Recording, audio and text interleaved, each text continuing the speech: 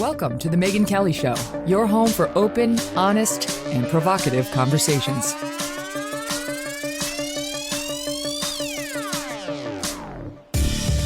Hey everyone, I'm Megyn Kelly. Welcome to the Megyn Kelly Show. We continue to follow breaking news today on multiple fronts. Russia's invasion of Ukraine has continued today as Ukraine's president urges his people to take up arms against the Russian army, while the Russians close in on the Ukrainian capital. Meantime, President Biden will name his nominee to the Supreme Court later this afternoon. We expect an announcement at 2 p.m. today, and we believe we know who it is. We'll get into her. We have a Kelly's Court panel here to talk not just about that, but many more of the hot legal cases in the news in our second hour. But we are going to start with Putin's next move in the region. Morgan Ortagus is a former State Department spokesperson and Navy Reserve officer who is now running for Congress in Tennessee, and she joins me now. Morgan, thank you so much for being here. So it's chilling to hear Zelensky, the president of Ukraine, come out explicitly and say, we are defending ourselves alone. And looking at the United States specifically, saying we are getting no help from the world's most powerful nation. Now, we are providing some help, but not the kind that he needs. And while Ukraine is putting up quite a fight, I have to say, they're putting up quite a fight, right? It doesn't look good for them. And they certainly are outmatched in terms of the numbers and the equipment. And, we had Pompeo on the show yesterday saying it's likely that Ukraine will fall and that Russia will take over. And they seem to want to instill either a puppet government or to get Zelensky to sign some statement surrendering in all ways, and that Russia will be in control of this country, an American ally, rather soon. I mean, that's the worst case scenario. How do you see it? How do you see the stakes that we're looking at right now?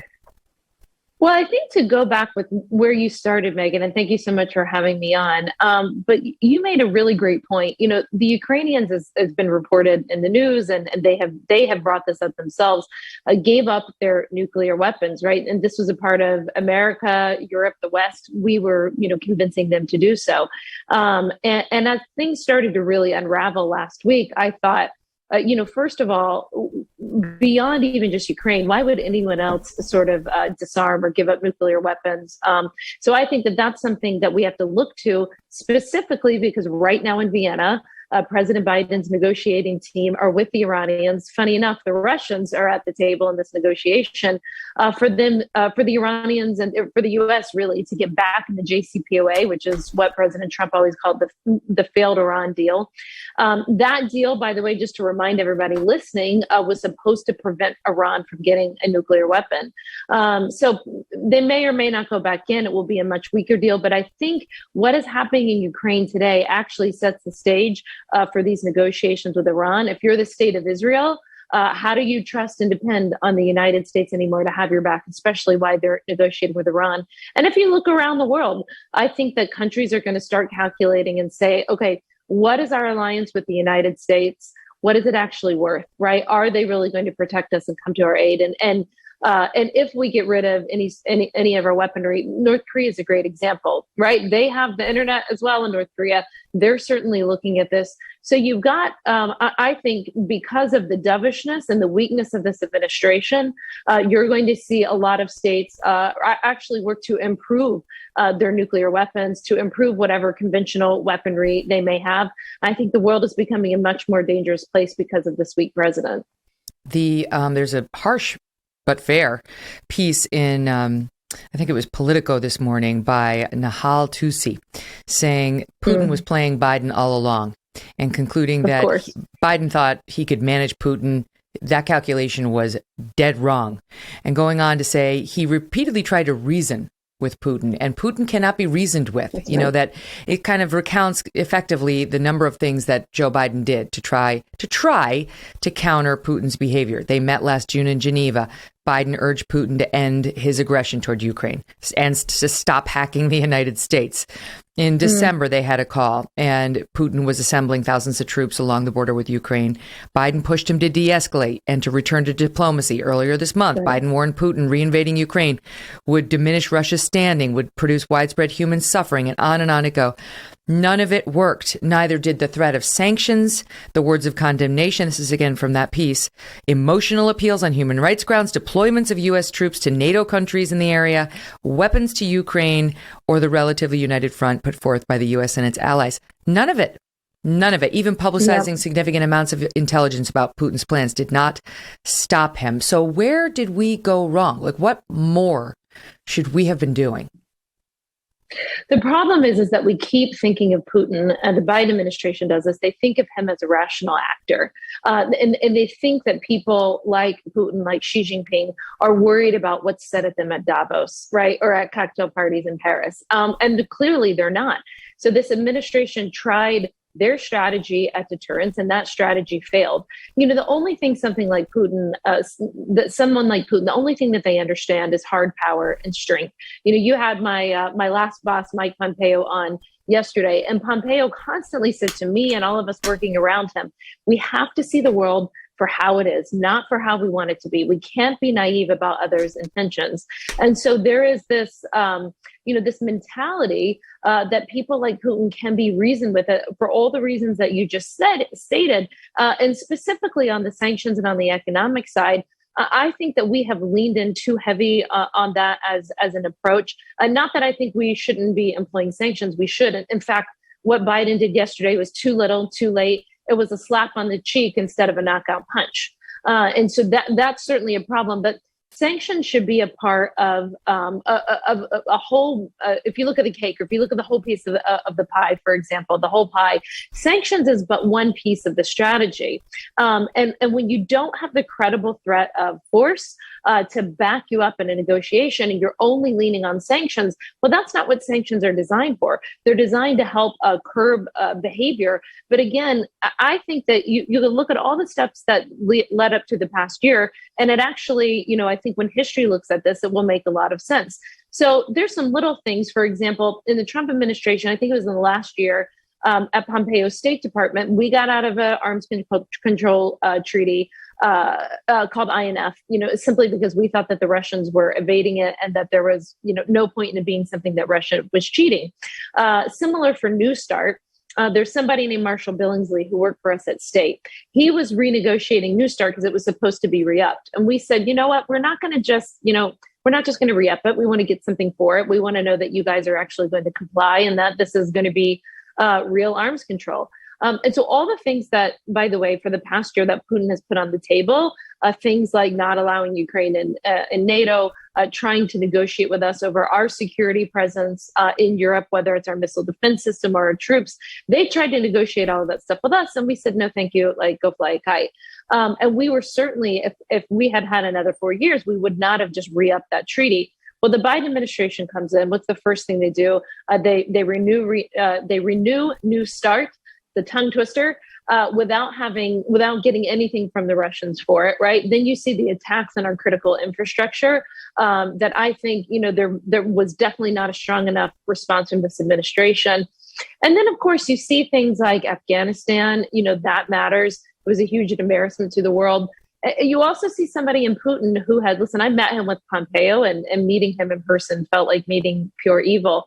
But I had to meet Lavrov quite a bit with Pompeo. That's the foreign minister.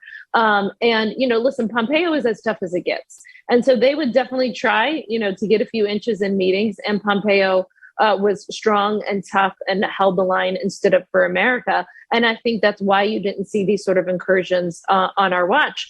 Trump and Pompeo made it very clear to them in no uncertain terms behind the scenes what would happen if they did this sort of activity. And so just to go by, you also have, in Putin, you have a guy who's done whatever he wanted as leader of Russia, for decades now, for over 2 decades. He can kill whoever he wants to kill. He can do whatever he wants with the oligarchs. He can commit all the war atrocities in Syria. I mean, what you're starting to see in Ukraine and war crimes. I just read about a kindergarten this morning. I think that was, potentially bombed. I mean, you're going to see more of this stuff. And by the way, it's just an appetizer for what the Russians are capable of doing. And if anybody's paid attention for what they've been doing for, at least 7 years in Syria now. So he's been able to commit all of these war crimes in Syria, all of these human rights atrocities, and everyone, including us, are still buying their oil this morning. The Russian stock market, unless it's changed in the last hour, it was actually up this morning, which is pretty unconscionable to me. What Biden should have done is not just done a slap on the cheek, but he, like I said, the economic sanctions that he should have unveiled should have been a knockout punch where he said, you know what? You are no longer doing business with the West. We're not traveling there. You're not coming here. We're going after you. We're going after the oligarchs. We're going after oil and gas and the other economic I think they have a lot of timber that they do in Russia as well. So my point is all the economic levers should have been turned on and said, you are effectively cut off from the West. But what the Biden administration instead does is they keep doing these little steps, these little half measures. Well, if we only slap you a little bit, maybe it'll actually stop in Ukraine. We keep thinking if we hold back the punch, we being the Biden administration, they keep thinking if we hold back the knockout punch, maybe you'll stop. Yeah. But bullies only understand a knockout punch. It's so true. It's like, I as you probably know, have met with President Putin numerous times and interviewed I remember that many times. But the thing about Putin is if he wants to charm you, you will be charmed. He's a former KGB agent. He knows how to act in whatever way he needs to have its desired effect. And so he could absolutely sit across the table from a Joe Biden as he did. And that was something else Biden did, was give him a one-on-one meeting. Whereas, previously he'd been treated as just sort of other, they sort of otherized him. There was sort of, he wasn't somebody we'd necessarily have a one-on-one meeting with. And convince Biden that he was there, that he was open-minded, that he was going to negotiate. But his behavior all along has reflected something very different. That as soon as he's out of sight, he sticks the thumb in the eye.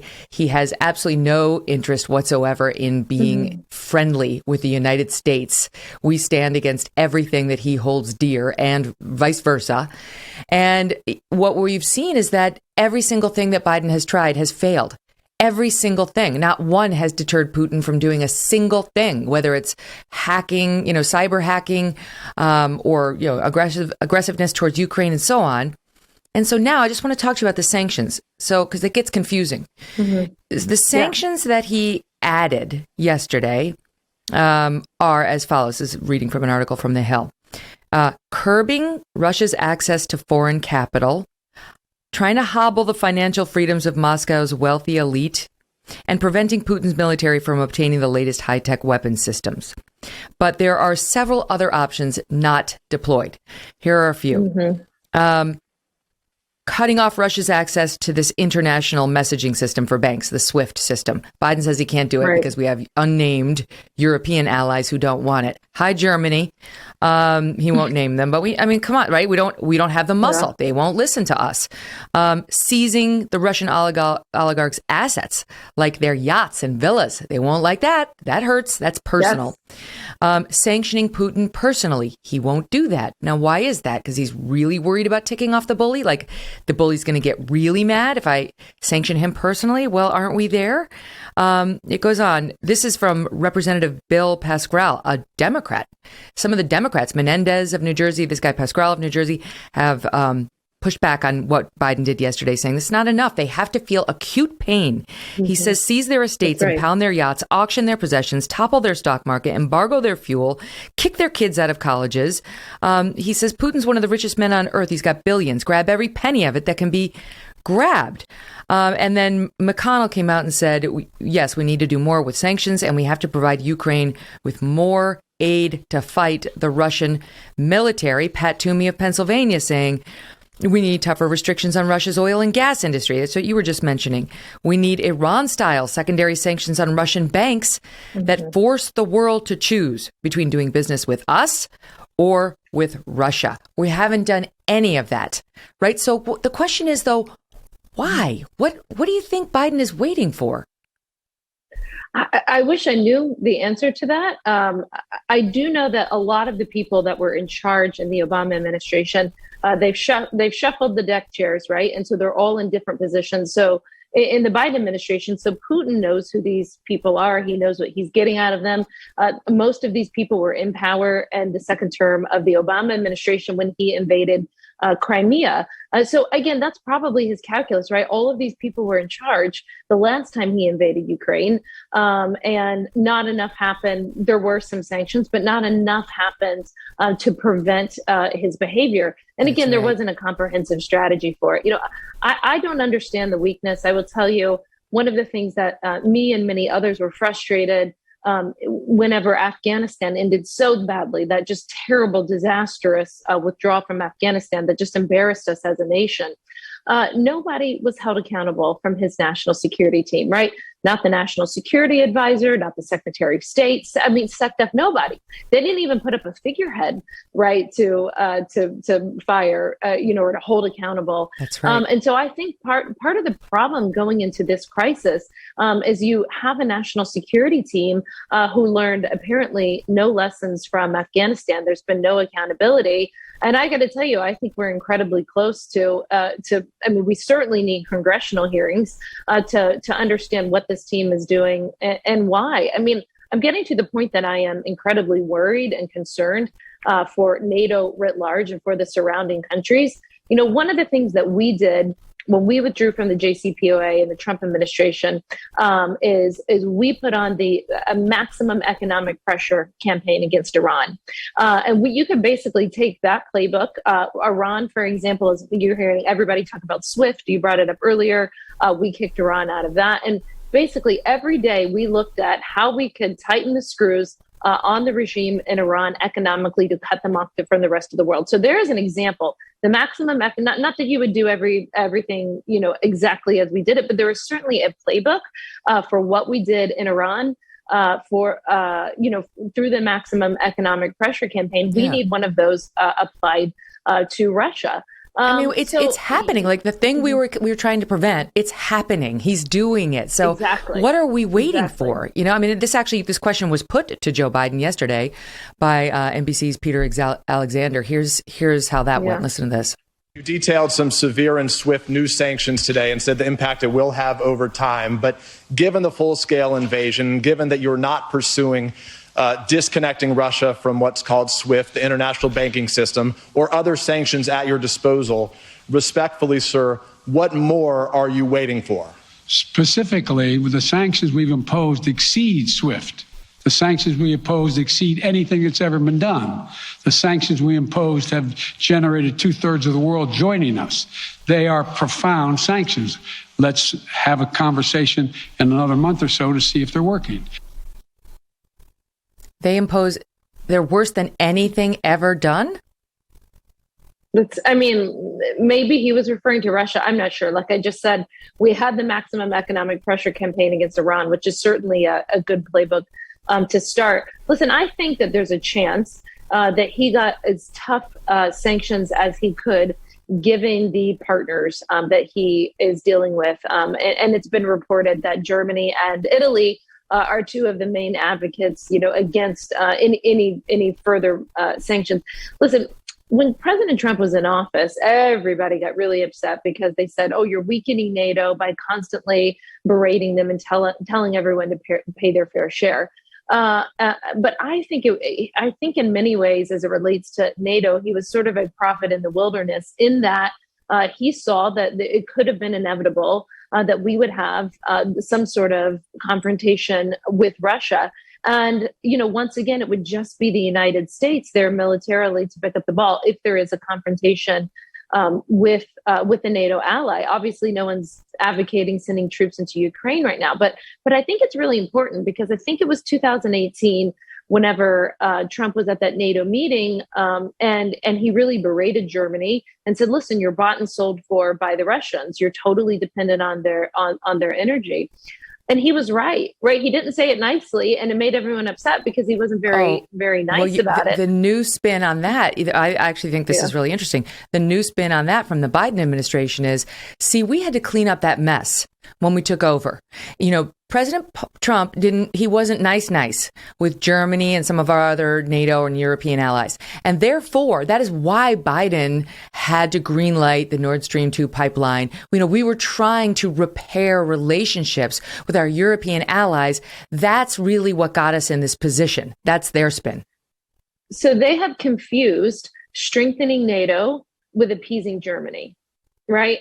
First of all, if you look at it, climate change is supposed to be the number one thing that guides this administration. It's not even clean energy that they're getting from Russia. What they would import from the United States is certainly so more true. Clean. So they violated their climate change, principle, or their clean energy principle to begin with. Listen, there's a number of reasons. By the way, one of the reasons that he's probably not going after the oil and gas sector as much as he should is because we know it will make energy prices rise in the United States. Well, why have you spent the last year reversing all of the things that the Trump administration put into place to make the United States energy independent? If the 2008 financial crisis, I was actually at the Treasury Department at the time. But one of the things that I thought that we all learned, Megyn, from the 2008 financial crisis is that we need to make things at home, right? And then fast forward to the pandemic. I thought that we all learned the lesson that we shouldn't be dependent on the Chinese and other countries for things like masks and gloves and medical equipment, right? We keep having, whether it's the 2008 financial crisis or whether it's the pandemic, you could go through a number of examples. History keeps showing to us that we cannot be dependent on critical needs such as energy, oil, and gas from other countries, right? We need to manufacture things here in the United States. The financial crisis, the pandemic taught us that. And here we are. Now we're in a situation with Russia where we too are importing their oil and gas. We have removed the steps to make the U.S. energy independent. We've canceled the Keystone pipeline. None of this makes any sense to how can it make any sense to the average American? We need to be energy independent. We need to be making critical medical equipment here at the United States. We need to be producing things, at home, if we learn from the financial crisis. But in doing all that, your point is in doing all that, we made him more powerful. We put more money in Putin's coffers by forging that relationship between him and Germany, by hobbling ourselves. We made ourselves weaker and we made him more powerful. And he's watching all of this. And he's also watching record inflation in the United States, soaring division and tribalism, which there's no question Putin helped stoke via his bots and so on. But we're stoking it ourselves. You've got, memos from the federal government saying you can't refer to pregnant women and you can't use the term moms. Things like that. So he sees that, and he sees a president who's been weakened by the way he handled Afghanistan, and he accurately deduces there's very little he can do to me. He doesn't have the public support for a big, bold move against me. And to be honest and fair to Joe Biden, it goes back prior to Joe Biden. He understands the United States is war weary after 20 years in Afghanistan, a disastrous experience in Iraq. It goes back to George W. Bush. And he realizes the American psyche is not behind playing the role of world leader at the moment. And it's, we're feeling down. We're in sort of a pessimistic phase, both domestically and with respect to our role in the world. And man, has he taken advantage of it. Well, you are absolutely spot on. And by the way, what is Xi Jinping learning from all of this, right? What is he, they issued statements right away after Russia ran into Ukraine that Taiwan is a part of China. No surprising that they issued those statements.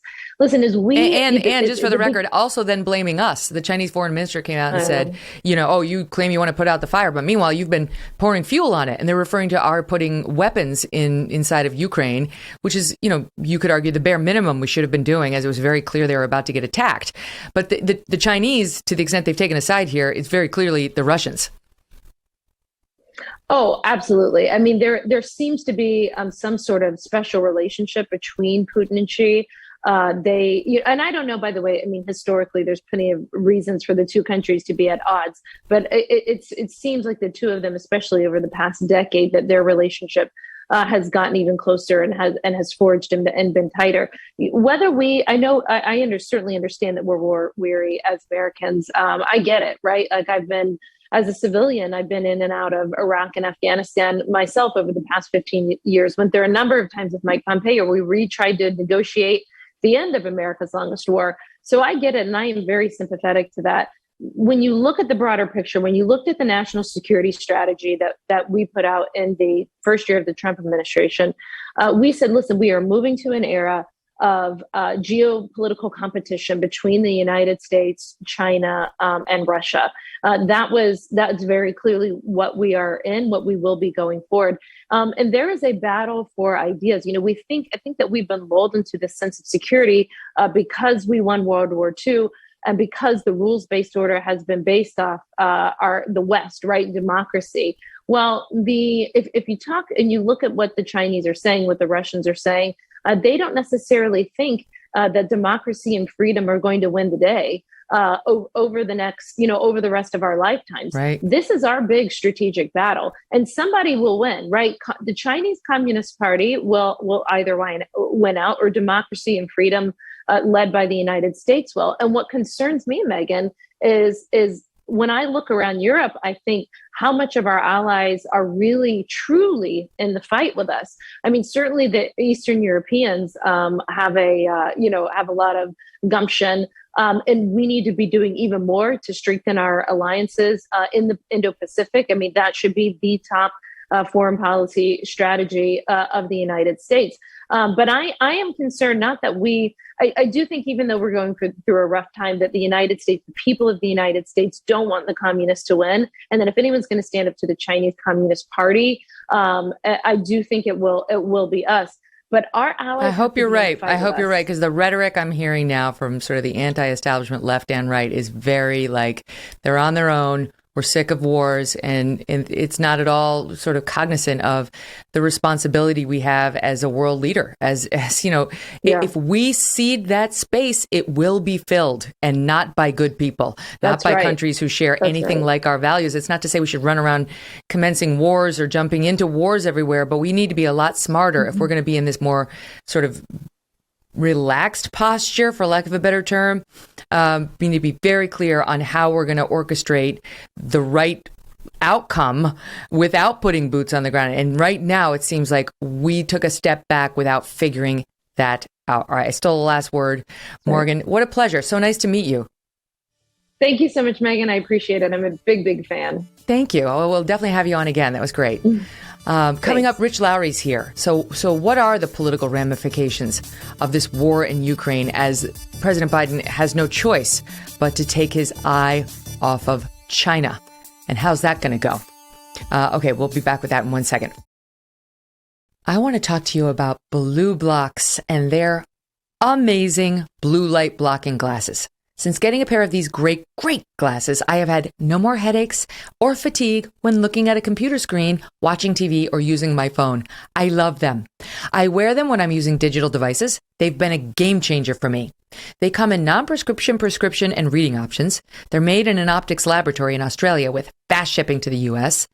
And I also wear their Sleep Plus glasses 2 to 3 hours before bed. Have not slept this well in years. They're so good. I highly recommend getting a pair for yourself. You will be amazed with how well you feel after just one use. My favorites are the Aero Sleep Plus glasses, but I also love their Remedy sleep mask, which is 100% blackout, which gives me the best night's sleep. And like if your partner's reading and you're ready to go to sleep, you just put that bad boy on. It's like you fall right off to the land of Nod, as my mom calls it. Go to blueblocks.com/MK. blueblocks.com/MK. Use that code MK to save 15%. That's BlueBlocks, BLUBLOX.com/MK, and use the code MK to save 15%. Welcome back to the Megyn Kelly Show. Joining me now, Rich Lowry, editor of National Review. Rich, good to have you here. So just a few line items from what's happening right now in Ukraine. Chechen special forces have been unleashed there to try to detain or kill Kiev officials. We are told Ukrainian troops are facing Russian troops inside Kiev at this hour, residents being urged to make Molotov cocktails to defend themselves. There are civilian attempts to block the Russian military convoy of trucks and tanks coming in. It looks like something out of Tiananmen Square when you see one guy there trying to head the tanks off. the road, which he did actually in one case. You see these Ukrainian soldiers lining up with their bodies on the highways. They're blowing up their own bridges to try to stop the advancement. It's disturbing, and we took the liberty, forgive me for it's a little crude, but there is a Ukrainian woman confronting a Russian soldier, which just apparently has gone totally viral inside of Ukraine. They're on their own, Rich. They're on their own. They're asking every man, woman, and child who's capable of firing a gun to grab an arm. And meanwhile, the Ukrainians are like, there's a quote in one of the papers, the guy saying, this isn't like America. We don't just have guns everywhere. Like, where are we going to get a gun at this hour? And you see this elderly woman go out and confront a Russian soldier. It was translated on the Daily Mail. That wouldn't help many people because they are listening to this show, most of them.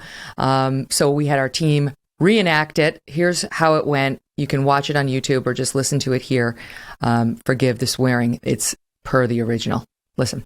Who are you? We have exercises here. Please go this way. So what the fuck are you doing here? Our discussion will lead to nothing. You're occupants. You're fascists. What the fuck are you doing on our land with all these guns? Take these seeds and put them in your pockets, so at least sunflowers will grow when you all lie down here. Wow. How about it? I mean, it's like this woman, this elderly woman on the streets of Ukraine has got sort of more chutzpah and more determination to confront these guys than pretty much the rest of the world, which is really not doing that much to help them, Rich.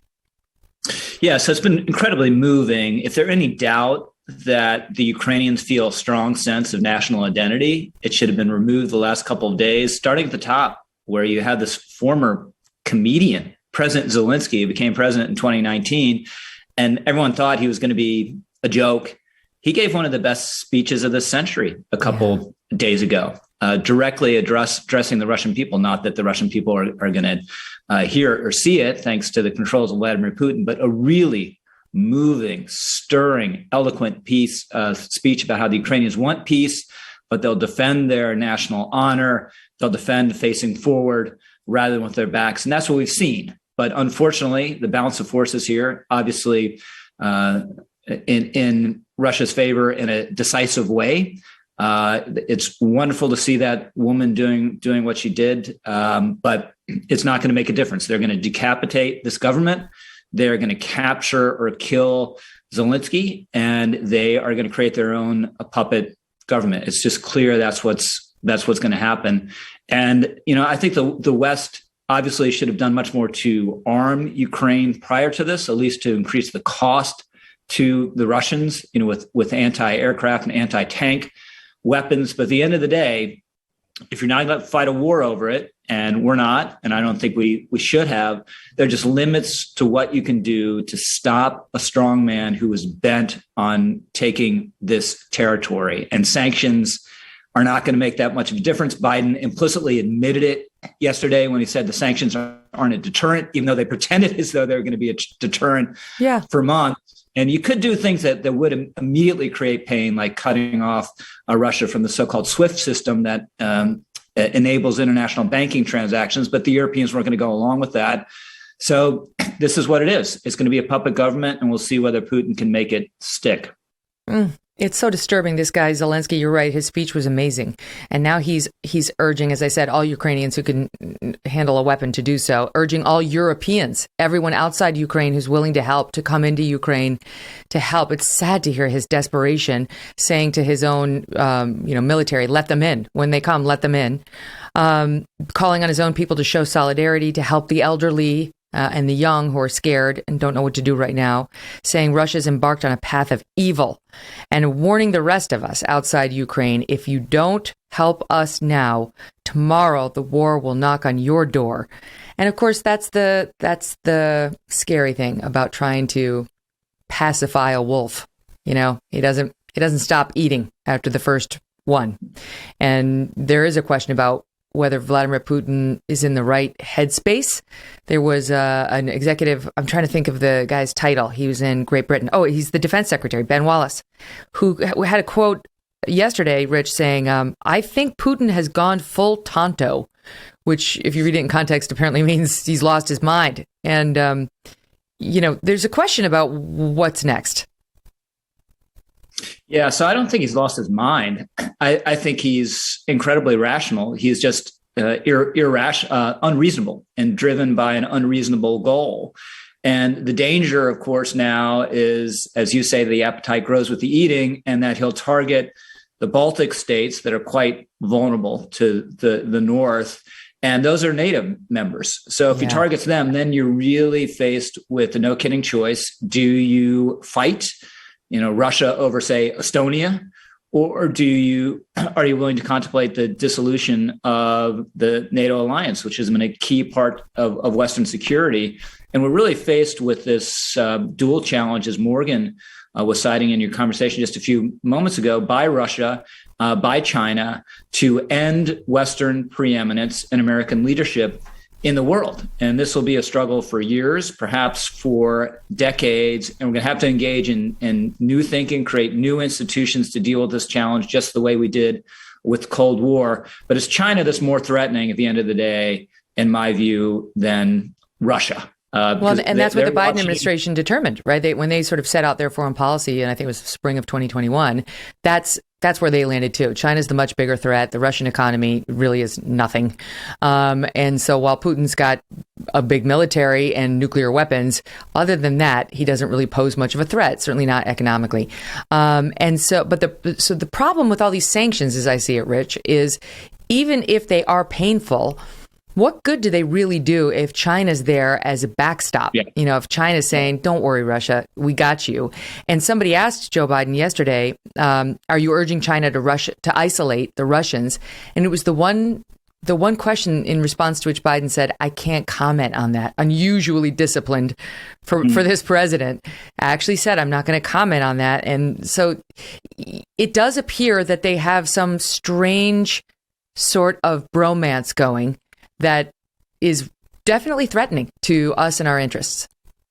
Yeah, so I'm not sure how long the bromance will last, but they share the same goal of ending this era of Western dominance. It's really dated, you can argue about it, the last 300 or 400 years. And they feel as though they're both humiliated by it. Russia with the end of the Soviet Union, and China about a 100-year period from 1839 to 1949.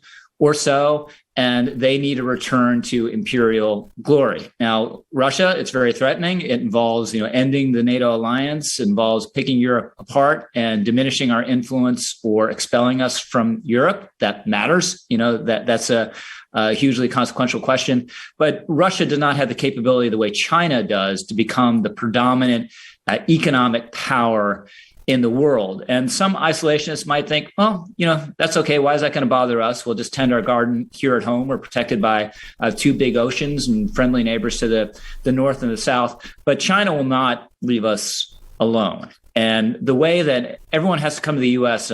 With regard to any really important diplomatic, military, economic question having to do with the standards for trade and technological development, that will all go to China. And when China has that sort of influence, we've already seen indications of it. They'll reach into this country and affect what people can say and do here. There's a reason the NBA never criticizes China, right? It's because China cares and is going to exact pain. The same thing with Hollywood. And the ability of China to do that will be much greater than it is today. So the stakes are enormous. They're just this is big stuff. It's on par with the Cold War, and it will affect our prosperity and our freedom and security if we don't get it right. I had a guest on yesterday, Konstantin Kisin, who's really thoughtful about this whole issue. He's Russian, he's half Ukrainian, and he had an interesting point, which was he thinks as a result of all this, globalization is dead. That it's just reinforced that it cannot work given, the various interests at stake and situations that will inevitably come like this, that we have to be self-reliant, and that message here needs to be reinforced. Yeah, I'm increasingly at that point of view myself. I would have rejected that several years ago. I might have even rejected it a year ago. But I think, we're basically have decoupled with Russia. I mean, Russia after 2014 and the sanctions when it went into Ukraine the first time and grabbed Crimea, meant Russia had to sort of create these self-reliant industries and cut itself off to some extent from the West. That's why the sanctions we're talking about now, they'll pinch but they won't be decisive. And we're going to have to do the same thing with China, and decouple will be very painful. Yes. Neil Ferguson, the great historian, coined this term chimerica to get to how intertwined our economies had become. That's going to have to begun to be unwound, beginning with the things that are most sensitive in terms of national security, and something that's not ideologically welcome to me. I think we need to think about in industrial policy in certain areas to compete with China. One of the things that's worrisome about China potentially taking Taiwan is that the most sophisticated semiconductor manufacturer in the world is there in Taiwan. And that would be a huge blow to our economy and the world economy if that's taken offline or is owned by China.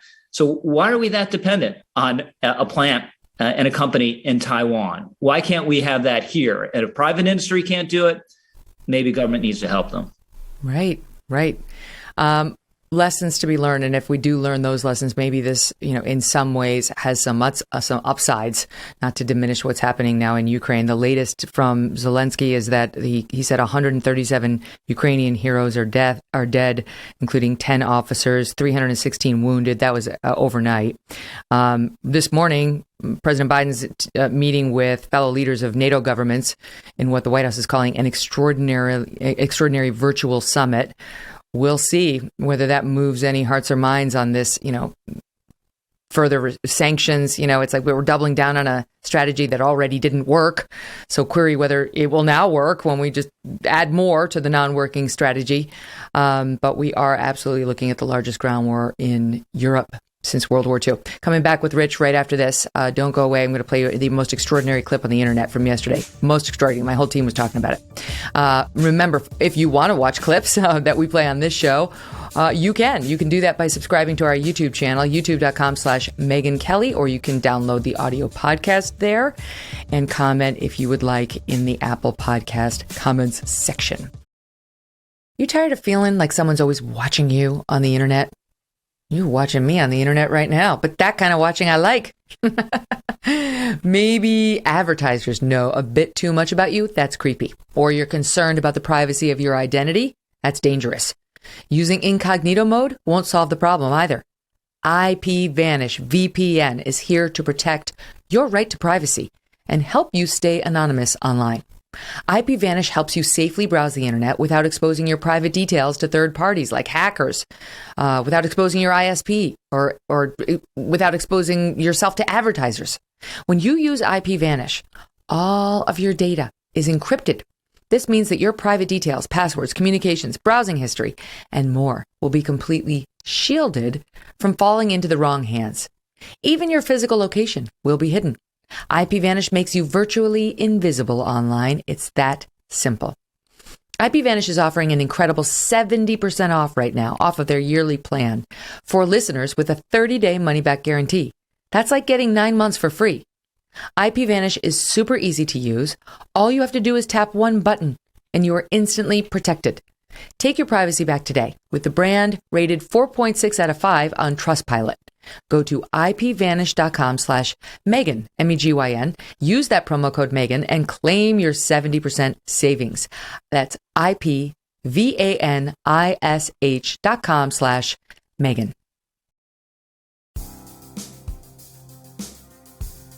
So this just in from the New York Times, Rich, apropos of the discussion that we were having on China and whose side they're on, reporting that over 3 months, senior Biden administration officials held half a dozen urgent meetings with top Chinese officials in which the Americans presented intel showing Russia's troop buildup around Ukraine, urging the Chinese to tell Russia not to invade. Each time the Chinese officials, including the foreign minister, the one who's now saying you poured fuel on the fire and then complained about the flames, and the ambassador to the United States from China, rebuffed the Americans, saying they did not think an invasion was in the works.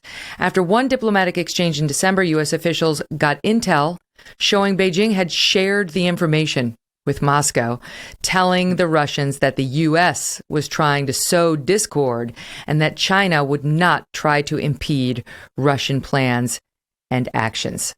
I mean, there you have it right there. It's, I don't know if we needed a smoking gun, but there it is.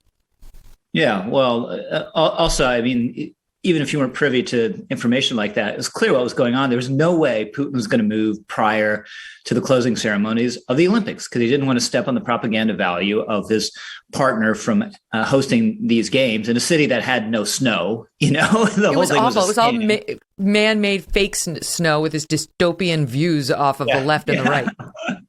But he waited, and as soon as they were over, it began and the balloon went up. So the reason why this partnership might not last is Russia will definitively be the junior partner. Now, perhaps now it has no alternative but being the junior partner because it's so estranged from the West, given its aggression here. But it's not going to be a comfortable thing for Russia over the long run. They have a long border. The Russian side of that border is not very heavily populated. You can see China having ambitions there. So it might not work out very well for Russia, and there might be a divorce. But for now, as we were talking earlier, they're thrown together by their distaste for their West and for their desire to restore their former supposed imperial glory. As we see these shots of, we see young people terrified in the streets of Kiev, children, again, the elderly not knowing what to do, except for that one badass woman who got in the face of the Russian soldier. I wonder whether it's going to change. Forget opinions, over there. I'm sure the Ukrainians and even the Russians now, 1,700 people arrested in Russia for protesting against this. That's extraordinary. You're not allowed to protest in Russia. So, wow. But I just wonder whether it's going to change some of the sentiment back here at home that lately has seemed very pro-Putin. Like people on the left and the right being weirdly pro-Putin. This is who Putin is. This is what he does. It's what hasn't really been a mystery even prior to now. What do you make of it? So I'm not sure the sentiment has much purchase beyond a few opinion makers, both on the left and the right, in terms of American public opinion. I think American public opinion is we don't want to get involved. There's a poll that showed that very starkly the other day, but it's also not in favor of invasions of sovereign countries by dictators that Vladimir Putin is. So. But it doesn't make much sense to me on the right. You have people who are, Putin, he's religious, supposedly. There's a Orthodox church very influential in Russian society. And there are only two genders in Russia. They're not doing this crazy trans stuff that we are, which is all fine. But you can oppose crazy trans stuff in this country and also oppose dictators who poison and jail their dissidents and invade neighboring countries. That doesn't require much nuance or moral complexity. It just seems easy. And the best case here is that Europe gets more serious about its defense. There's some indications about that. People realize with NATO under threat how valuable it is, and it needs to be fortified. And perhaps over the medium or long term, Putin has bitten off more than he can chew, because whatever government he's going to set up will be hugely unpopular in Ukraine, will be totally illegitimate, and will be under considerable stress. And unless he's, has a secret police there forever, assassinating and jailing people, which will be difficult, it's going to be hard to maintain that government. And as you say, the indications are that there's certainly more opposition to this in Russia than Putin counted on. Otherwise, he would have had, all sorts of fake pro-war protests going, and he didn't bother to do that, which suggests and the longer it drags on, the worse it is for him. The longer it drags on. I will say though, you may be underestimating the love for Putin domestically, because there is an actress making the rounds on Twitter yesterday. I don't know if you saw this. Apparently, she was in that show Nip Tuck, which wasn't bad for a while, and she decided to make a video telling Putin things could have gone differently for them if only she had been his mother. Listen to this lunatic. Dear President Vladimir Putin, I'm so sorry that I was not your mother. If I was your mother, you would have been so loved, held in the arms of joyous light. Never would the stories plight the world unfurled before our eyes, a pure demise of nations sitting peaceful under a night sky. If I was your mother, the world would have been warm. So much laughter and joy, and nothing would harm. I can't imagine the stain, the soul-stealing pain that the little boy you must have seen and believed, and the formulation of thought quickly taught that you lived in a cruel, unjust world. Oh, my Lord. That's enough of her. Okay, the one good thing of this, Rich, the one good thing was the responses. Somebody responded. So the answer to this whole crisis was Putin needed more tummy time. and then here is a responder, Kate. Well, she goes by Kate Barstool. Listen to her response. Dear President Vladimir Putin, I'm so sorry that I was not your mother. You would get so many raspberries after your bath, real funny ones on your little Putin belly. You'd laugh so much you'd shake like a bowl of Putin jelly. If I had been your mother, I'd let you stay up late to watch 90 Day Fiancé. You wouldn't understand it, but we'd have fun anyway. If I were totally your mother, worth looking up. She's amazing. We only have 30 seconds left, Rich, but your thoughts on these dueling narratives? Yeah, it's like you've stumbled into the worst poetry jam at Brown University ever, right? If you were Vladimir Putin, I would have kicked his ass like every day, told him not to steal the cookies and to obey the rules like a good child. Maybe that would have made a difference, but I don't think would have kicked his ass, smoked more grass. Anyway, we'll think of some other rhymes over the break. Rich, what a pleasure. As always, don't forget to check out National Review and the one and only The Editor is well worth your time. Up next, Kelly's Court on the new Supreme Court pick. Don't go away. How many of you have been thinking about a backyard makeover? Do you wish you had room for a pool? You are going to love this idea, and your family and friends will too. Get yourself a Michael Phelps swim spa by Master Spas. A Michael Phelps swim spa combines the benefits of a pool with the therapy of a hot tub. It comes in a variety of sizes to complement almost any yard, even if it's a small backyard. Michael Phelps swim spas by Master Spas have a water current so you can swim, you can do laps, you can do aquatic exercises, and have fun with the kids, and it can still be compact. It doesn't have to be an Olympic-sized swimming lane. This will reinvent your family time. The water buoyancy will relieve pressure on aching joints, and you can enjoy pure relaxation in the massage therapy seats of the swim spa. And since it's heated, you can use it year-round in any climate. Michael Phelps swim spas are 100% made in the USA by Master Spas, the world's largest swim spa manufacturer. You're going to love your Michael Phelps swim spa by Master Spas. And Master Spas has a special offer going on right now. Go to masterspas.com, put in the promo code MK, and you will save $1,000 on a Michael Phelps swim spa or $500 on a Master Spas hot tub. That's masterspas.com, promo code MK. Welcome back to the Megyn Kelly Show. Kelly's Court is back in session, and today we are discussing some hot cases in the news.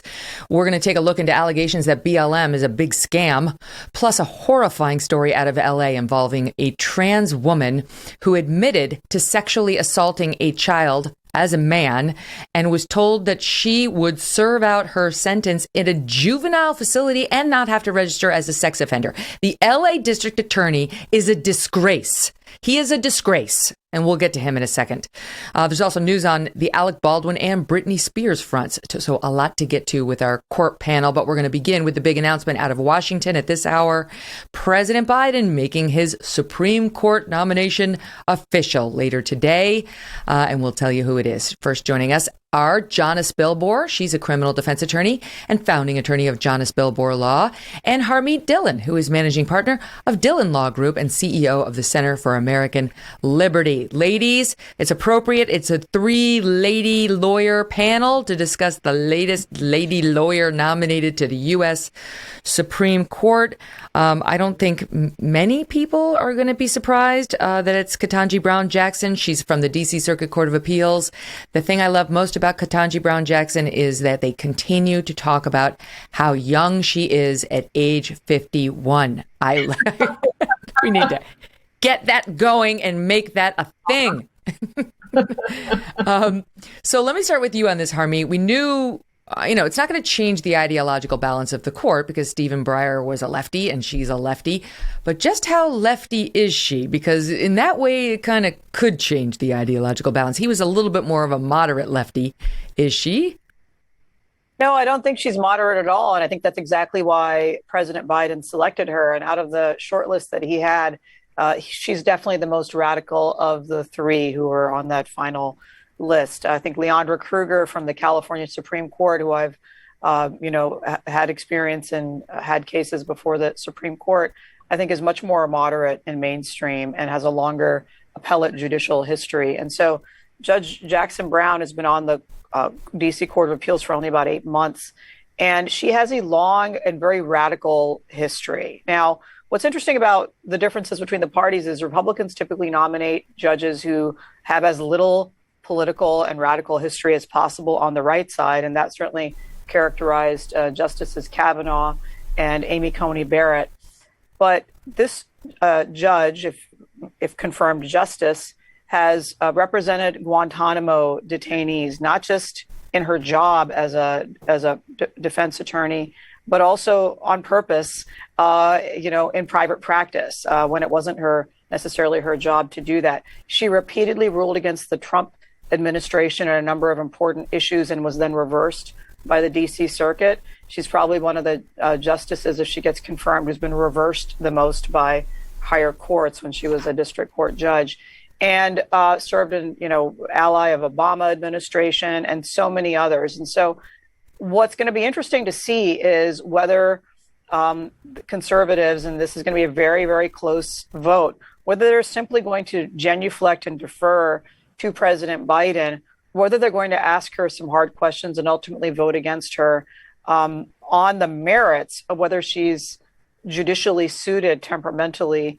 given some of the things she's said and done over the years. I predict not a single Democrat votes against her. Just for a little flavor, and we expect President Biden to speak in an hour with the official news, with his nominee next to him, and the more formal presentation. But here is what he put out on Twitter. Watch. I'm excited to nominate one of the nation's brightest legal minds, Judge Ketanji Brown Jackson, to be our next Supreme Court justice. Raised by public school teachers, she was a standout student who became a clerk for Justice Breyer, the same justice that she will be replacing when confirmed. Justice Breyer gave me the chance to work for him as a law clerk and thereby bear witness to the workings of his brilliant legal mind. Judge Jackson has been confirmed by the United States Senate 3 times in her career and garnered support from both sides of the aisle each time. She's a history maker, the first black woman ever to be nominated to the Supreme Court, an immensely qualified judge who's going to help make our court stronger and more reflective of our country. I mean, Jonna, the chances of her not getting through, which would require a Democrat to go against her and all Republicans, including Susan Collins of Maine, to go against her, are slim and none. Yeah, I agree with that. But I want to say this, because Biden, first of all, didn't pick her. I mean, I'm of the opinion that Biden doesn't really do anything. Somebody else picked her, and Biden is really the puppet being puppeteered by somebody else. That said, he limited his pool. I mean, he came out and said that he was going to nominate a black woman so that he could have the first black woman on the Supreme Court. And I don't know how fair that is, because to me, that is blatant racism. She may end up being a fantastic Supreme Court justice if she does get confirmed. But how is that okay that you limit your pool by race? And that, I know that's a touchy subject, but it's something that I think is on the minds of a lot of people. Mm-hmm. Well, this is a bone to James Clyburn, because Biden was losing the presidential primary contest. He was going into South Carolina, and if he didn't have a win soon, he wasn't going to win the nomination. And James Clyburn of South Carolina said, you better make this promise. And he did. And he won South Carolina. And who was standing next to him when Breyer retired? But James Clyburn saying, you better say it, and you better say it out loud. And then what did the puppet do? He said it, and he said it out loud. I'll be nominating a black woman to the Supreme Court. In my view, just as a woman, I feel like he screwed her. He screwed her over. Just shut up. Just tell James Clyburn to shut up. And either he'll get what he wants later or he won't. But you don't have to lick his boots in the moment just because he's saying, you better say it out loud. He kneecapped her. Now we're looking at her as, oh, she's there because of her race and her gender. Whereas, look, it's not like nobody would have thought, oh, it's just coincidental he chose a black woman. But it would not have been as obvious and clear as he has made it. And it's irritating to me. He wanted the political points at her expense, and he got them, I guess. I don't know. I haven't seen his poll numbers shoot up at all, but I guess in his mind, he got them. No, I agree with that. And now forever in my mind, I'm going to refer to Biden as a bootlicker. I like that phrase. That's exactly on point. and that's what's happening here. So I guess, but you're right. It's not going to change the ideological makeup of the court. So I guess maybe that's why nobody's really up in arms about it, but it still smells bad. Well, the thing is, Harmeet, you're not going to see, maybe they'll prove me wrong, but I don't believe you're going to see Republicans or their supporting groups, allies, what have you, organize insane personal character attacks on her, like we saw in Kavanaugh, where they try to destroy her as a human, or like we saw with Amy Coney Barrett, where they tried to destroy her as a mother, as a bad mother. Just below the belt. However, if you ask Elie Mystal, right? He's on MSNBC. I think he's like their justice. Yeah. Oh, he's with The Nation, but he's on MSNBC all the time. Listen to what he tweeted out. Okay. It's crazy. Jackson will be attacked by the worst white people this country has to offer. J.D. Vance will feel threatened and worry that hillbillies with Yale law degrees and venture capital backing are being left behind. The Georgetown Constitutional Law Center will hold a symposium extolling the virtue of judicial eugenics. Tucker Carlson will warn that black people mean to make slavery unconstitutional, then claim to have been joking when someone informs him that it's unconstitutional already. And then goes on to say she's a strong nominee and screw them. This is the lunacy that you get on the left.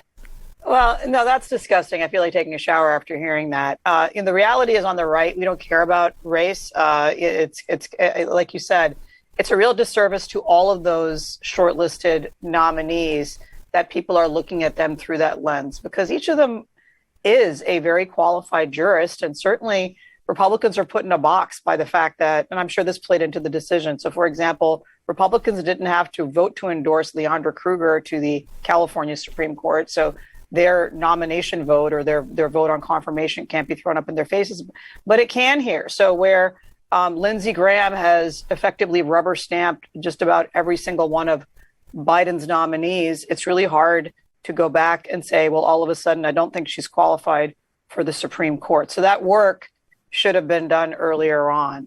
So at the end of the day, you're probably right. She's probably going to get through. It's unfortunate she's been labeled with this sort of token label as the first whatever, because I think each judge should be judged on the merits of their rulings and their career and their judicial philosophy. And so, one more important thing is that because she's on the Harvard Board of Overseers, she may have to recuse herself. She probably should have to recuse herself if she gets seated and has to rule on that Harvard admissions case. And so that's going to be interesting as well. That is where they're being challenged for using a race as one of the criteria in assessing whether somebody should be allowed into the university. And of course, it affects more than Harvard. It affects all universities. That's fascinating. Well, if she has to recuse because of that, I'm sure they factored that in choosing her. But, again, she will have a long tenure on the Supreme Court because she is only 51. She is a babe in the woods. Let's keep that rolling. That is a positive of this nominee. All right, let's move out westward from LA from DC to LA, because what this lunatic DA is doing, I can't decide. Like gun to the head, if you had to decide which DA would you want running your city, Chesa Boudin of San Francisco or this guy Gaston. I keep calling him Gaston because that's from Beauty and the Beast, right? I spend too much time with little children. Gascon. It's George Gascon. I don't know who I'd pick. They're equally awful and equally uninterested in enforcing crime at all. So let me just start with the headline. This guy, the LA Association, he's an LADA, the LADA, of deputy district attorneys, voted by a 97.9% majority to support the recall effort against their boss. They hate him. The Like every single DA in his office hates him. They want him gone. It's not like they hate him personally. Maybe they do. It's because he won't prosecute crime. And John, I'll give it to you. There's a case in point involving a 26-year-old transgender woman. So it's a biological male who's now going as a woman that goes by the name of Hannah Tubbs, that basically demonstrates how ridiculous this DA is. What's the story with Hannah Tubbs? Yeah, this is absolutely ridiculous. Now, all right, so this case may have started, for lack of a better word, innocently enough, because we do have a juvenile justice system in this country, and it does treat the defendants or the people involved in that system in a with kid gloves, literally, right? Because the theory is that when you are under a certain age, your brains aren't developed. We treat you different because you have a chance to get rehabilitated and grow up to be a normal human being and not commit any more crimes. And it's helpful if you don't have a criminal record or you don't have to register as a sex offender in order to live the rest of your life. I get that. I've worked in the juvenile system for a long time. That said, it's not one size fits all. And there are often times when somebody does something so egregious or doesn't deserve to be treated in the juvenile system. They deserve to be tried as an adult. This was likely one of those cases, especially now that we know that Hannah Tubbs, who, sidebar, I don't believe she's a transgender woman at all. I believe this is part of her plan to get over on the system. But she basically molested a 10-year-old girl in a restaurant bathroom, got put into the juvenile justice system, and then was all giddy over the fact that she was not going to get sentenced as an adult. And the most disgusting part, when you hear her phone call, I guess, with her father, basically said that, he was on the prowl looking for some meat. And that meat was a 10-year-old girl in a public bathroom. This guy deserves to be punched in his cojones and not treated like a kid, treated like the adult sex offender that he is. And that's not going to happen now. And it's not going to happen because of George Gascon. So if I understand the facts correctly, Harmeet, the George Gascon last month sentenced him to a youth facility for the remainder of Hannah Tubbs's sentence. It was a 2-year sentence out of fear that Hannah Tubbs would be victimized by adult offenders like Hannah Tubbs did to the 10-year-old girl Hannah Tubbs assaulted when the girl was 10 and Hannah Tubbs was 17. Okay, so to protect Hannah Tubbs, he sentenced Tubbs to a youth facility and says you don't have to register as a sex offender because you were underage, to the point that Jonna was just making. And this is evidence that is Hannah Tubbs grateful? Is Hannah Tubbs saying, oh my God, I made a terrible mistake, in my youth and I feel so bad?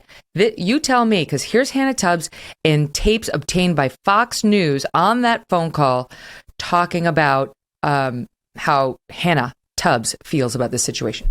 So now they're going to put me with other trannies that have similar cases like mine, or with one tranny like me that has a case like mine. Okay. So when you come to court, make sure you address me as her. Oh, yeah. Yeah, it'll be hard, but you have to do it. What we're trying to avoid is the registering thing. That's what we're working our hardest to not do. Yeah, I know, Bubba. We're also trying to avoid going to prison again. Yeah. Yeah, that'd be great. Yeah, it's a good idea. Yeah, because this time if I went in, I'm getting a sex change. You what? Yeah, I said this time if I was to go in, I would get the sex change, so I wouldn't be in a man's prison no more. Yeah. I'd be in a female's facility. It'd be better. There's some bitches in there, too. Okay, so his name is James when he committed the offense. Now he claims it's Hannah, and you can judge for yourself how real his transition is. He basically puts the lie to it himself, ladies. It's disgusting. And instead of owning this, George Gascon, Harmeet, appears to lie and say, I knew nothing about these recordings. Nothing. But that, as it turns out, does not appear to be true. Look, this Claude Rains Act is ridiculous. I mean, and prosecutors in his office have told Fox News and others that all the documents are there. And in fact, senior prosecutors in the office were fully aware there are emails documenting that the LA County District Attorney's Office was fully aware of the fraud that was being perpetrated on the court and the absolutely ignoring the rights of the victim in this circumstance. And California has a strong statute to protect victims' rights. And prosecutors like Kesa Boudin and George Gascon repeatedly ignore that. And so you think about how ridiculous the situation is. This person is 23 years old, okay? And so the theory is, because they were a minor, 17, when they committed this crime, we're going to put them in a juvenile facility. Where does that logic end? What if we find out that somebody committed a murder and they're in their 50s, but they committed the murder when they were a teenager? Do we sentence them to a juvenile facility at that point, particularly if they're a known predator? And so, one more point I want to make about the difference between these two prosecutors. I live in San Francisco.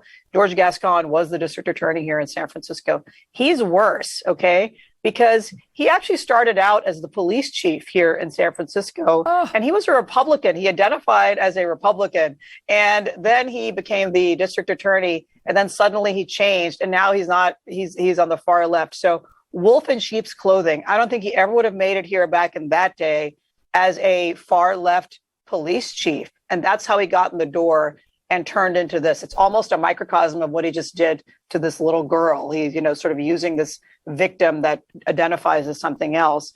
He's victimizing the entire county of Los Angeles. And I think that now that he's scared that the second recall effort against him is gaining steam, that is why he is suddenly exhibiting this about face on this circumstance. But yes, because now he's trying to pull an Alvin Bragg. It's all fake. He's the soft on crime. He's the soft on crime DA, Alvin Bragg of New York. All these are Soros-supported guys. Who's now Alvin Bragg's like, well, I'll reverse some of my crazy policies after we have all these cops dead, including those two very young police officers and their widows directly blaming Alvin Bragg. Now he's like, I'll reverse some of my things. Maybe I really will criminalize resisting arrest again and so on. And that's what Gascon is trying to do. He's like, I'm going to reverse a lot of the stuff. I don't want to be recalled because the first recall effort failed. I guess they didn't get enough signatures, but the second one is looking good and could go down this summer. And I hope he does lose his job. I hope the citizens of LA stand up and fire his ass just the same way they do Chesa Boudin, who, yes, okay, I see your point. At least he's not a wolf in sheep's clothing. He's a sheep in sheep's clothing. But I don't think the good people of San Francisco had any idea what kind of a lunatic they were putting in office. The child basically of Bill Ayers and Bernadine Dorn, who raised him, who are domestic terrorists, and his biological parents are convicted felons who killed two cops and a security guard. Yes. Yeah, it's ranked choice voting in San Francisco. Literally, this guy was actually not the choice of the Democrat machine. It was a more moderate prosecutor. This guy got in because of our split voting system in San Francisco. People do regret it across the political spectrum here. And so I feel like we're going to see a second recall here in San Francisco. Those school board members went down, and Chesa Boudin is going down too, and reason will ultimately prevail, or so we hope. Can I just listen to the second? Because we have more of this Tubbs on camera talking about the sweetheart deal that James, now Hannah, has managed to get. Don't worry about it. It's a strike. But they're going to plead. I'm going to plead out to it. I'm going to plead guilty. They're going to stick me on probation, and it's going to be dropped. It's going to be done. I won't have to register. I won't have to nothing. For an offender, you don't have to register? I won't have to do none of that. So what are they going to do to you then? Nothing. Sweet. And Jonna, this doesn't even touch on the fact that he's not the only prisoner doing this. In LA, we've had several prisoners who are men suddenly claim that they're women and get transferred into female prisons. And it doesn't matter how much the women in those prisons object, California's just determined to let them in. Yeah, because just another example of how woke and out of control our system our country essentially has become. Can I just add one thing sort of ancillary to this, Megyn? And that is, while all these DAs are getting very soft on big crime, like these are big crimes, and they're turning a blind eye on purpose, and they think that that's okay. Do you know who else is paying the price? The people who are committing small crimes. And I know like a lot of people out there might not care about criminals who commit small crimes, but example, because I do this every day. You can have somebody who drives for a living, drives a commercial vehicle for a living, goes out, 2 glasses of wine, gets popped for a DWI. That's a relatively minor crime. Nobody's dead. It's a low BAC. They lose their livelihood because of that, Megyn. They lose their livelihood because they lose their commercial driver's license. Nobody's crying about that. Everybody's letting that go. But these child molesters and murderers and everybody else, are getting free reign. Oh, and by the way, go to prison and then get your free sex change so you don't have to watch out for your soap on the rope. I mean, come on. It's people aren't thinking about. They're not thinking about the little people who have livelihoods and careers that are getting overlooked in all of this crap. Well, I mean, of course, right. We're thinking of the victims of these criminals who get out there, but it's not a bad side point there. I will say that the victim of Tubbs has come out. She's now 18 and given this statement to Fox News saying that the lenient treatment of Tubbs is a miscarriage of justice. It's insulting and it's unfair to her as a victim, saying, quote, the things he did to me and made me do that day were beyond horrible for a 10-year-old girl to have to go through. I want him tried as an adult for the crimes he committed against me. Wow. Okay, so we have so many more things to go over. We're going to squeeze in a quick break and come back on Britney, on Alec Baldwin, and much, much more. Don't go away. All right, so BLM back in trouble.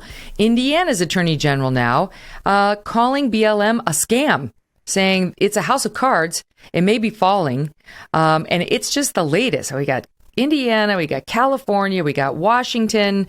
There have been problems with them out of compliance, I guess, in some way. You guys explain how. In Connecticut, Maine, Maryland, New Jersey, North Carolina, Virginia, according to the Washington Examiner, which took a deep dive on this, seems to be with respect to their tax and charity filings. Harmeet, basically they're claiming to be a charitable organization, but they're not behaving like a charitable organization. Right. So when you introduced me, you mentioned I was the CEO of the Center for American Liberty, a small nonprofit. We won 3 cases at the United States Supreme Court last year. To operate a small nonprofit in this country and do fundraising in the 50 states, you have to file extensive paperwork throughout the country, particularly in these blue states, California and others, pay a small fee in some circumstances and do that annually. You have to certify that you have, particular objective criteria and that there's somebody watching the hen house besides the fox to make sure that the money isn't being stolen by the leaders of the organization. And they've simply blatantly blown through and ignored those requirements. So not just the states you mentioned, but in I think over a dozen states, they've failed to file necessary filings that demonstrate their bona fides. They also are required in some jurisdictions to have audits or to have at least an auditable paper trail. So that's why the Attorney General of Indiana is calling them a fraud. But when you even have California's liberal Attorney General's office, questioning your practices, you're in deep trouble. And so I think that indeed that is why they hired the shadiest of the lawyers on the political left, Mark Elias, somehow to come in and try to perhaps demagogue their way out of this, claim it's racism or claim that perhaps it's, some kind of discrimination to require people to comply with paperwork requirements. That's perfect. It's racist. This attack on us is racist. I mean, where else would they go? The thing is, Jonna, this organization has been promoted by corporate America, by the NBA on its courts, by New York City on Fifth Avenue. And I know, it's like, oh, well, it's the thought of BLM versus the organization. Well, people who want to help support BLM, when they see the big BLM on Fifth Avenue, go online, Google it, and it takes them to this group. And this group, according to these state officials in the blue and the red states, is a fraud, is taking the money with no accountability. And right now, the charity has no known leader in charge of its bankroll. We do know, however, that the old leader has 3 or 4 houses and is living large on apparently the donations, but we have no idea where the rest of the millions and millions of dollars went. Yep. And we may never. I mean, I think that's how they got caught. Basically, is that one of the founders is turning money into another charity in Canada and then buying a whole lot of real estate through that charity. I don't know who they were trying to fool, but look, whenever somebody wants to be benevolent and donate to any nonprofit, the key here is nonprofit organization, we're all kind of guilty of it, right? Like I've donated to plenty. I don't know how many cents on my dollar is going where I want it to go. That's why we have the rules that we do for nonprofit organizations that need to be followed. Nobody was looking for a period of time with BLM because, BLM could do no wrong. When you have the former mayor of New York City, plastering it, like you said, up Fifth Avenue, like they can't do anything wrong. I always knew that they were probably going to get caught up in something because Al Sharpton, whenever he's involved, you never know what the heck's going to happen. So I'm not surprised by this, but it is pretty disgusting. It absolutely is. And I think this house of cards is going to fall pretty quickly.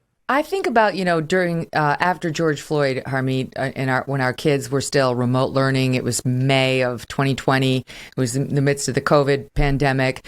And I remember my daughter's teachers were popping up the BLM sign as their background, right? You're not allowed to do politics in the schools, but BLM, they got an exception. And I think, do you understand what you're backing there? Do you understand that phrase, those letters have been co-opted by a group that stands for far more than the basic concept that black people should be valued as much as white people, which is not controversial and accepted by 99.99% of Americans, right? Except for the crazy racists who tend to do bad things and get tried and convicted. You're conveying support for an organization that I would argue is rotten to its core, that is dividing us, that is defrauding us, that is padding its own pockets to support things like the division of the nuclear family. But people roll along in their lives like, oh, yes, I'll give money. And then you got people giving tens of millions to this organization or its affiliates. Right. I mean, I think we're talking about $60 million that have been raised by this entity. Its leaders are in disarray and living large, as was said.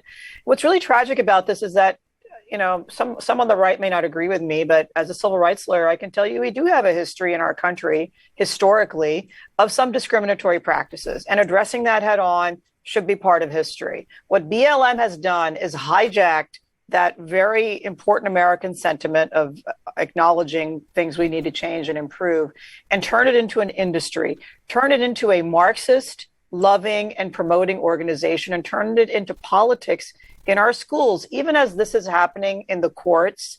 Megyn, in the schools, this same ideology is currently being preached. Students are being asked to pledge allegiance to the principles of BLM, which are Marxist principles. They aren't American principles.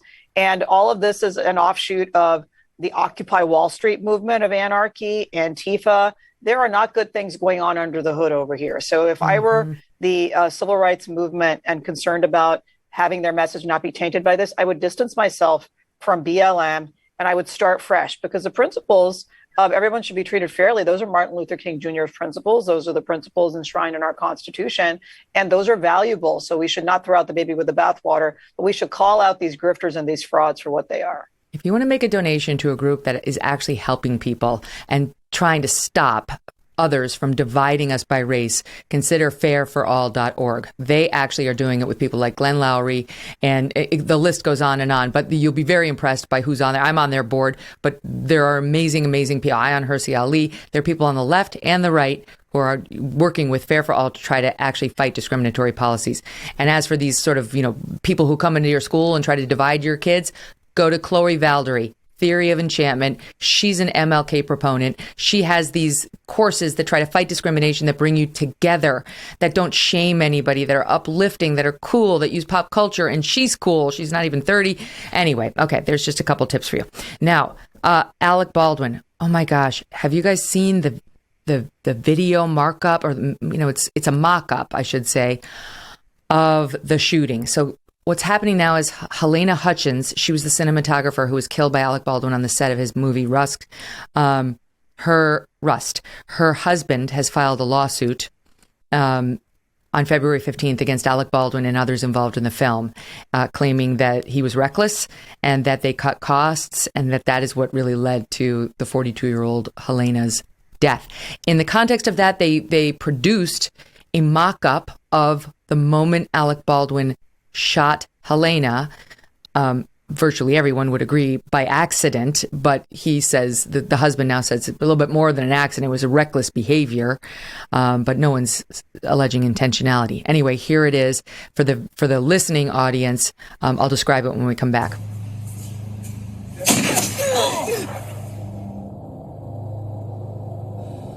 What it shows is her shooting Alec Baldwin with the camera, and him sitting, which I actually didn't realize prior to this, that he was sitting and pulling out the gun and shooting her. It's disturbing. It's chilling. And the husband is particularly angry over what we knew would come back to haunt him, which is Alec Baldwin speaking to ABC News, George Stephanopoulos, saying the following. This is SOT 9. Do you feel guilt? No. I feel that there is. I feel that someone is responsible for what happened, and I can't say who that is, but I know it's not me. Well, there are some who say you're never supposed to point a gun at anyone on a set, no matter what. Unless the person is the cinematographer who's directing me where to point the gun for her camera angle. And the husband's come out and said, watching him, I feel so angry. And the notion that my wife told him to point the gun at her, he says, almost sounds like he was the victim. Here's the husband, Matt Hutchins, responding notably not on ABC, right? He went to NBC. Here he is on the Today Show. Watching him, I just felt so angry. Just so angry to see him talk about her death so publicly in such a detailed way, and then to not accept any responsibility after having just described killing her. He said, essentially, he felt grief but no guilt. Almost sounds like he was the victim. And hearing him blame Helena in the interview and shift responsibility to others and seeing him cry about it, I just feel like, are we really supposed to feel bad about you, Mr. Baldwin? He never should have given that interview. Never should have given that interview. Mark Garagos was on a couple days after it happened, famed criminal defense attorney, saying he's an idiot. He never should have done it. And he predicted exactly this. Exactly that line would come back to haunt him with a jury, with Helena's husband. It was colossally stupid to give that interview to ABC. He did more harm than good. And you tell me, Jonna, how this lawsuit is likely to go. See, this is horrible on a number of levels. I think we all can agree that this poor woman, Helena Hutchins, should not be dead. This was a tragedy. And I think all of us would agree, it's not a matter of if somebody's going to pay for her death. It's a matter of how much is that check going to be for. And it will come from numerous sources, not just one person on that set. But as an attorney, I don't know did somebody tell Alec Baldwin not to give that interview? I don't know what prompted him to do that. It's like he's trying to limit his own liability, but that's not how you do it. When you have something like this going on, you sit back, you say nothing except maybe, oh my God, this was a tragedy. I'm so sorry, but I'm not allowed to talk about it, until the dust settles, because this is what the lawyers need to do. Apportion the liability and settle this case. This husband should not have even had to file a formal lawsuit to get there. This could have been negotiated without that. But Alec Baldwin needs to be Alec Baldwin, I suppose. And his behavior is really, it's deplorable in a lot of ways. He really needs to shut up if it's not already too late. Harmeet, you know what Alec Baldwin forgot? That the husband can get access to a microphone too.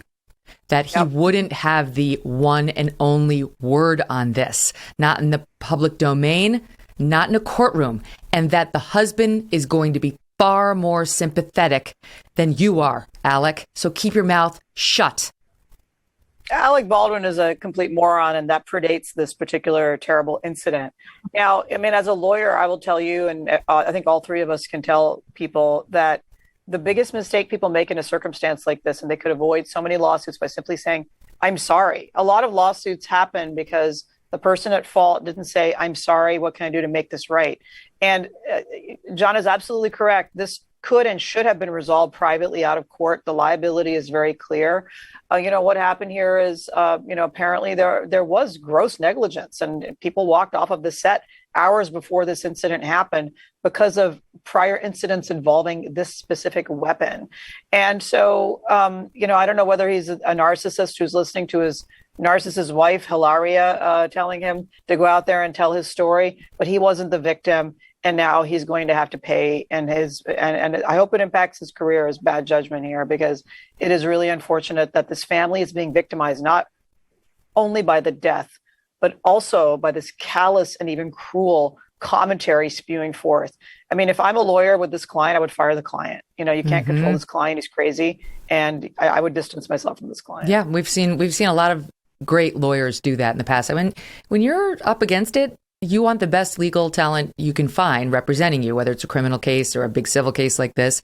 And they have rules too. And they will not represent a client who just fires off, goes off the handle and doesn't take their advice. There's a reason these very great lawyers get very great reputations, right? It's like they need to handle the case. They go through this all the time. I don't have to tell you ladies this. You go through it way more than your clients ever go through it. And they need to shut up and take your advice if they want the right outcome. But he was too full of hubris. He thought he knew better. And now it's coming back to haunt him. I do want to say, interestingly, the movie's armorer, Hannah Gutierrez Reed, is also named in this lawsuit, but she has filed her own lawsuit.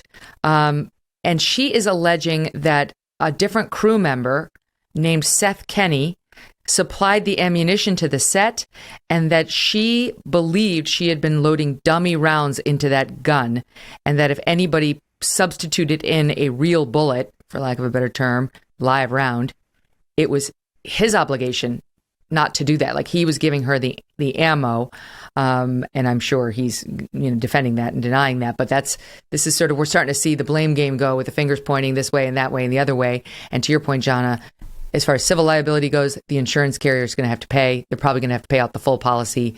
Just do it. Who wants to go to court on something? Just freaking pay. Okay, let's switch over to Britney Spears.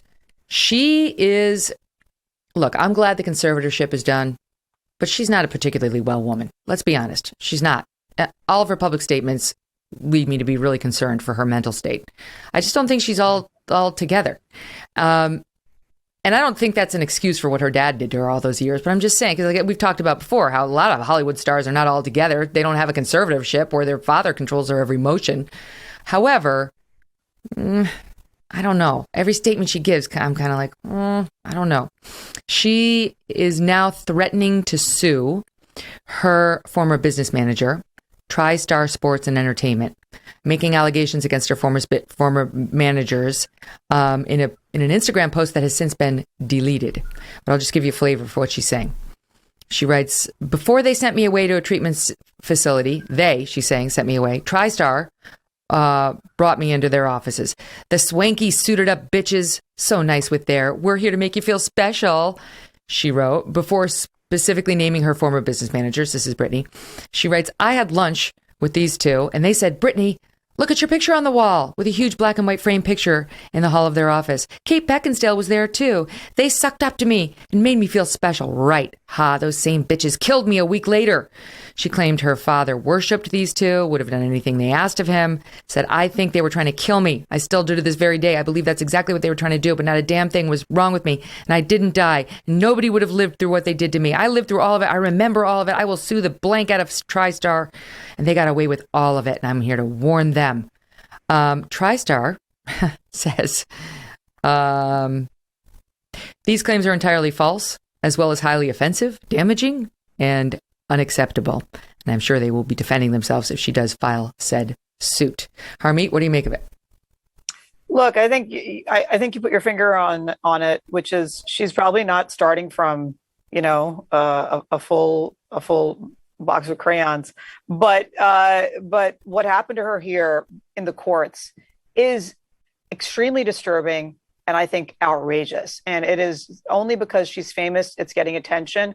But the abuse of conservatorship and the payment of a lot of money to conservators for people who are either elderly but perfectly compos mentis, or people like this who are very successful and can be a gravy train for their parasites who are manipulating them. It's really disturbing, and I'm kind of shocked that this judge continued to rubber stamp this conservatorship, even to the point of her being forced to perform, making money for all these other people, and not allowed to reproduce, forced to wear an IUD as a condition of this ongoing persecution. I think it is outrageous. And so if she's the imperfect vehicle to bring this issue to the world's attention, I guess I'm okay with that. I hope she gets the help she needs and the support she needs. But can you blame people who are very successful from a young age, in part because they're manipulated by their parents? They don't get good guidance. They don't get proper schooling. They don't get any, reality check from a normal upbringing or college or friends mocking them. And then they turn out like this. So I suspect there's some statute of limitations issue here having to do with the fact that she was legally not capable of filing a lawsuit, and now is her time to do that. And, if these people did wrong to her, I hope they pay. And John, it could be more than just the managers if she does file suit. I mean, who knows? She could go after the guy who was supposed to be representing her, remember, who seemed way more in bed with the dad than he was with her.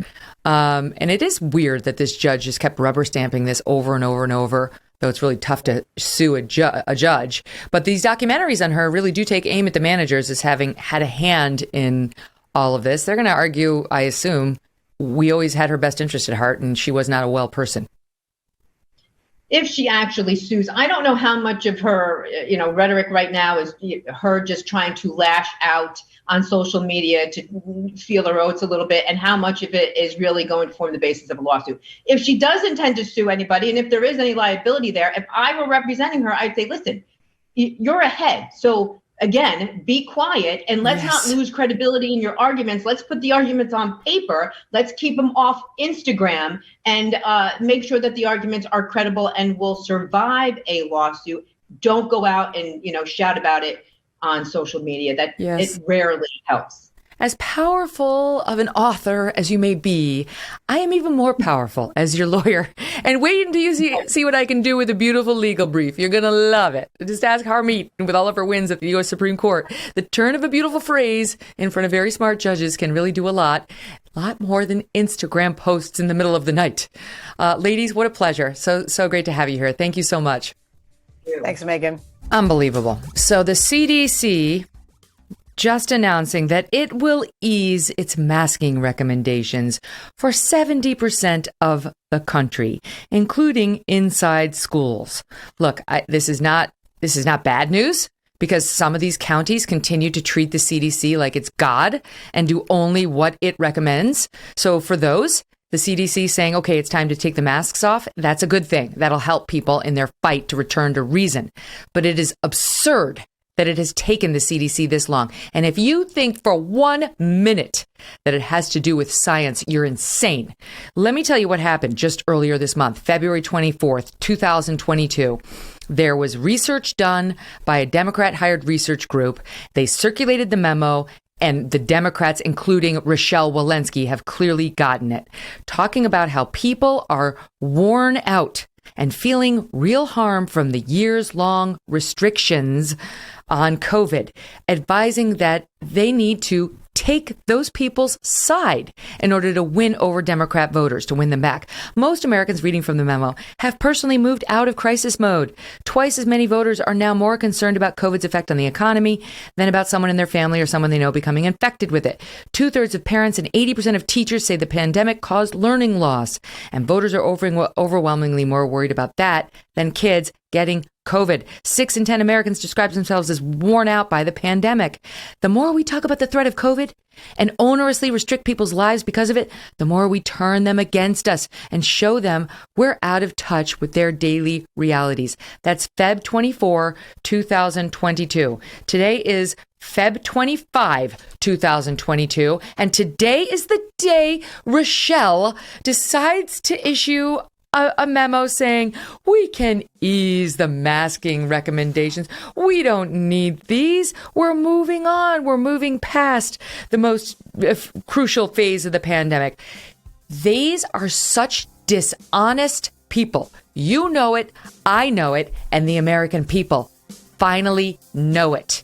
You're a dishonest broker, Rochelle. So's your friend Anthony Fauci. And we're on to you. That's the glory of where we are right now. Okay, let me talk to you about the glory of Monday, because we have a special show that I really want you to note. Please listen to it. Please download it. I hope you heard our Memorial Day show with Rob O'Neill. You know him as the man who killed bin Laden. One of my favorite shows ever. Well, Rob O'Neill is back with us on Monday, along with Dakota Meyer, another war hero. They're out with a new book next week. It's fascinating, perfectly timed, called The Way Forward, Master Life's Toughest Battles. I am so excited for this. It's their first interview. Don't miss it. Download the show and have a great weekend.